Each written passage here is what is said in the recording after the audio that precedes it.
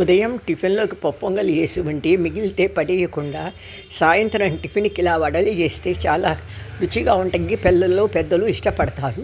1 cup పొంగలికి 2 కప్పుల ముడిబియ్యం పిండి, తగినంత ఉప్పు, పొంగల్లో ఉప్పు వేసి ఉంటాం కాబట్టి చూసి వేసుకోవాలి.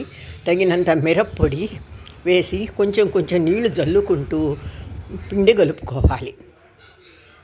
పొంగల్లో మిరియాలు, జీలకర్ర, ఇంగువ, అల్లం ఉంటాయి కాబట్టి చాలా టేస్ట్గా ఉంటుంది. ఇలా పిండిని ముద్దగా కలుపుకోవాలి. చిన్న చిన్న ఉండలుగా చేసుకుని వాటిని వడల్లాగా తట్టుకోవాలి. పొయ్యి మీద బాండలు పెట్టి నూనె పోసి కాగిన తర్వాత ఈ వడలని నూనెలో వేయాలి. వడలు ఎరుపు రంగు వచ్చే వరకు కాలనివ్వాలి. ఎరుపు రంగు వచ్చినాయి కదా, తీస్తున్నాను. అంతే, వడలు రెడీ.